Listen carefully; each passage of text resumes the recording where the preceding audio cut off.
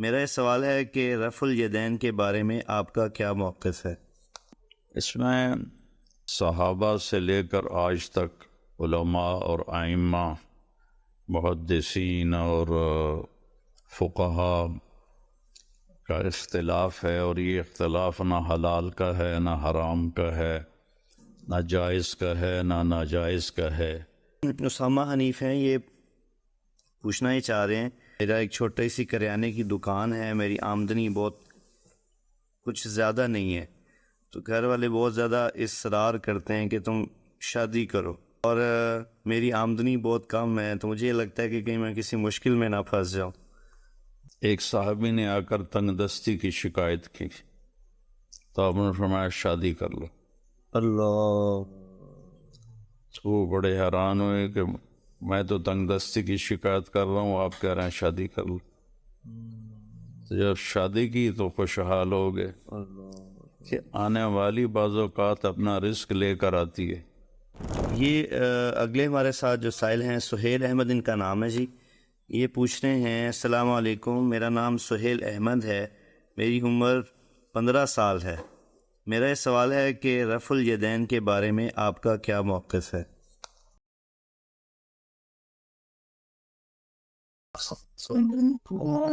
اس میں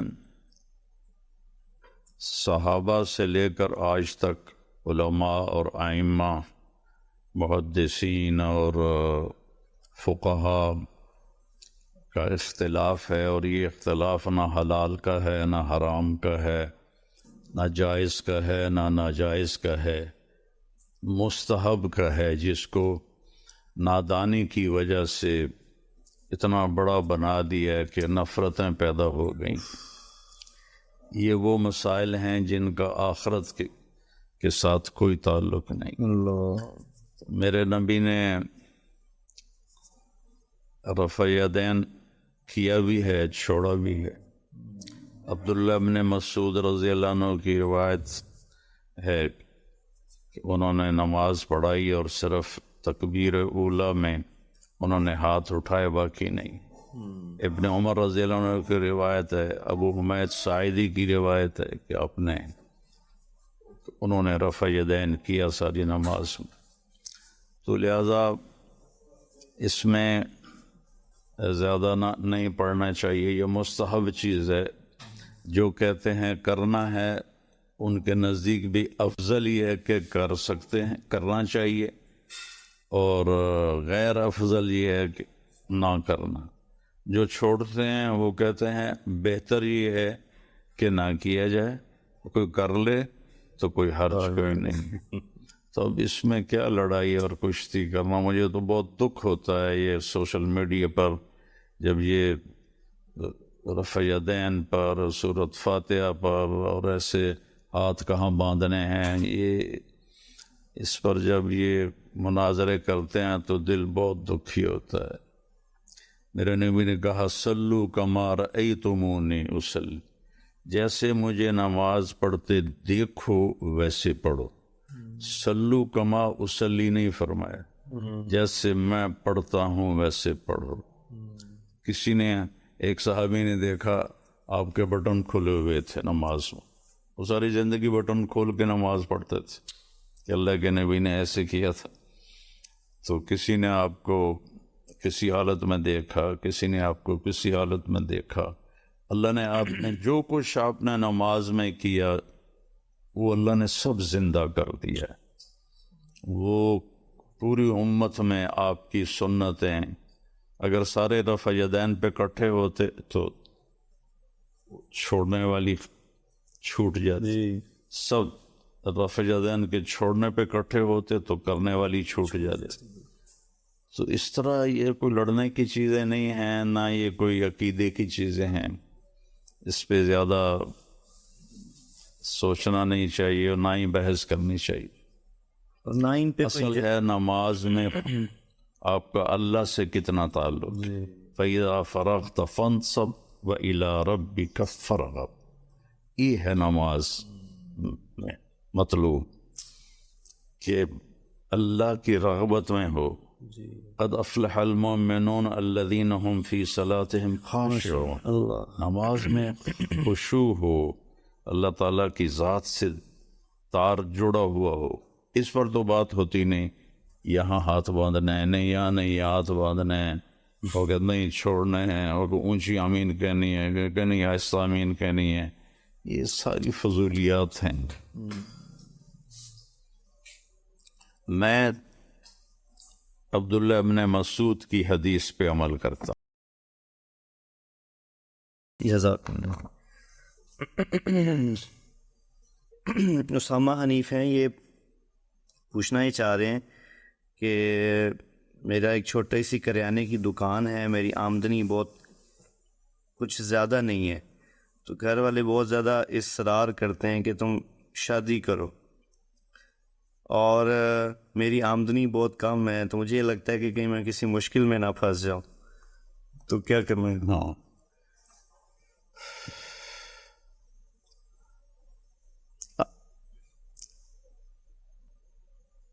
ایک صحابی نے آ کر تنگ دستی کی شکایت کی، تو آپ نے فرمایا شادی کر لو. اللہ.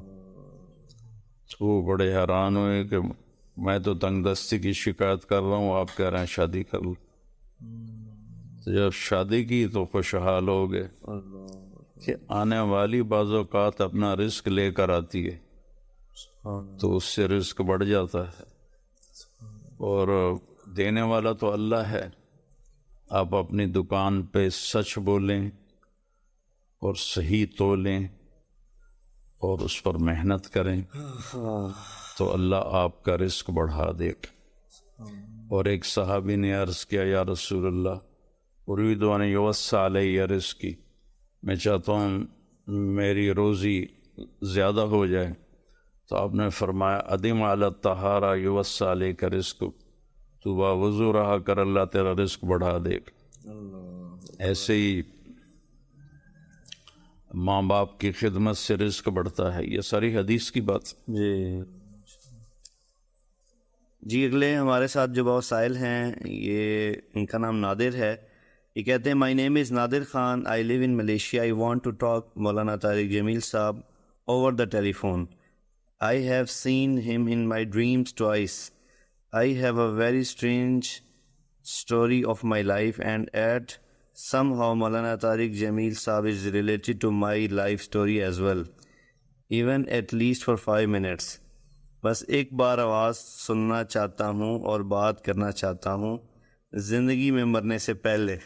بہت شکریہ، یہ میرا نمبر ہے. تو یہ کالر ہیں، ایک ملیشیا سے ہیں ابھی. السلام علیکم ورحمۃ اللہ وبرکاتہ. وعلیکم السلام ورحمۃ اللہ وبرکاتہ.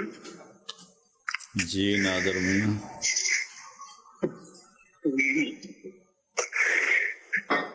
میرے پاس لفظ نہیں ہے مولانا، میں کیا بات کروں آپ سے.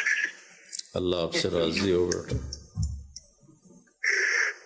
بہت شکریہ آپ کا. مجھے یقین نہیں ہو رہا، میرا جسم کانپ رہا ہے کہ آپ کا فون آ گیا مجھے.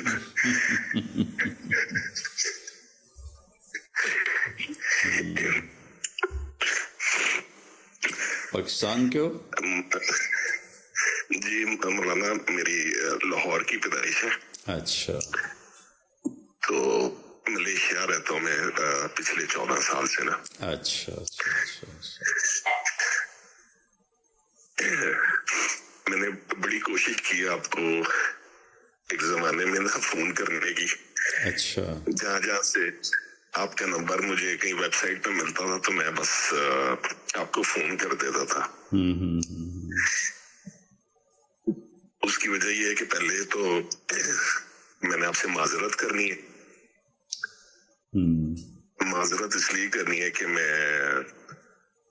میرا راستہ صحیح نہیں تھا ایک زمانے میں. اچھا. بہت خراب کنڈیشن میں رہتا تھا میں. اچھا. نان مسلمز کے ساتھ اور ہر چیز میں. تو کوئی بندہ بیٹھا ہوا تھا میرے ساتھ، تو آپ کا میرے خیال ہے سن رہا تھا کوئی چیز ٹیلی فون پہ، تو آپ اس میں دعا کر رہے تھے. تو میں نے معذرت یہ آپ سے کر رہی، میں نے برا بھلا کہہ دیا آپ کو نا. میں نے اس کو کہا، میں نے کہا یہ سب غلط چیز ہے، یہ ڈرامہ ہے سارا نا. تو وہ ایک تو یہ اس کی میری سے معذرت ہے. اس کے بعد اللہ تعالیٰ کا بڑا کرم ہے. مجھے نہیں پتا، میں پھر آپ کے، میرا نہیں خیال کہ میں نے کوئی آپ کا شاید درس نہ سنا ہو یوٹیوب پہ. ابھی بھی دن رات میں سنتا ہوں. اللہ نے ڈائریکشن چینج کی آپ کی وجہ سے الحمدللہ. اور شکر اللہ کا کہ ابھی بھی بہت کچا ہوں، میں بہت کمزور ہوں، اپنے آپ کو بہت اکیلا فیل کرتا ہوں. میں اس چیز میں بڑی میری ہوتی ہے، جس طرح اللہ تعالیٰ نے آپ کے تھرو جنید بھائی شہید کی زندگی بدلی، مجھے بھی ایسا لگتا ہے میری کہانی تقریباً ویسے ہی چلتی ہے، بلکہ میرا شاید ورس کیس ہے. تو میں نے داڑھی رکھی تھی مولانا، سے کٹ گئی بہت لمبی ماشاءاللہ. تو مجھے آپ ریسنٹلی خواب میں آئے ہیں، ابھی 2 دفعہ آپ آ چکے ہیں، پھر آپ خواب میں آئے میرے کہ تم نے کیوں کاٹی، تو تم داڑھی رکھو دوبارہ نا. تو مجھے نہیں سمجھ نہیں آ رہی میں آپ سے کیا ہے. میرا بس دل کر رہا ہے میں آپ کو گلے لگا کے نا میں بس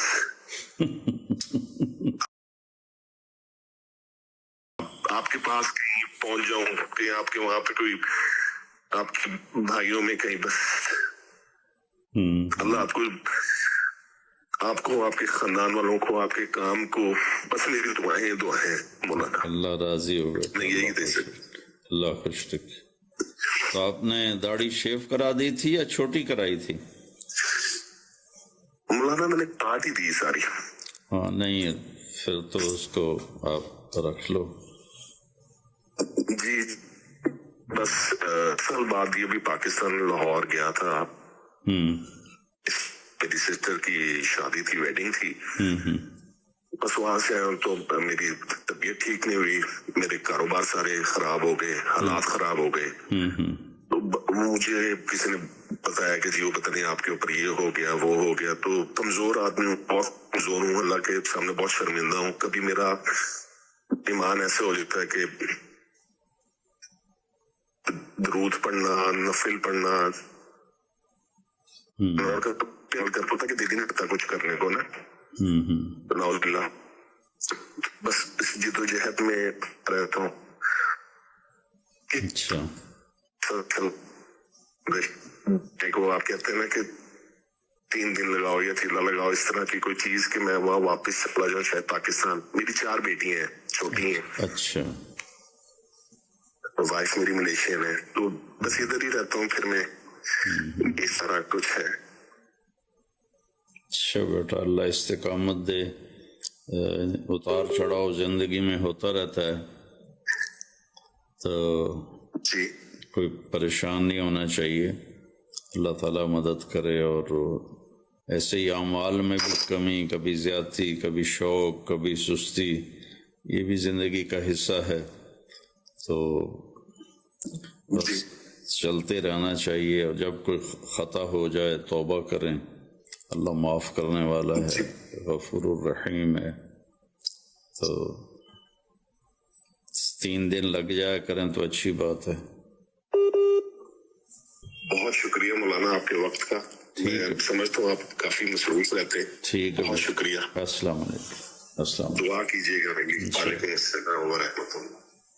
جی معزز ناظرین، ہماری تیسری ایپیسوڈ آسک ایم ٹی جے کی اختتام کو پہنچتی ہے، اور انشاءاللہ امید ہے کہ ہم آپ سے ایپیسوڈ نمبر 4 کے ساتھ پھر ملیں گے انشاءاللہ. اس وقت تک کے لیے ہمیں اجازت دیں.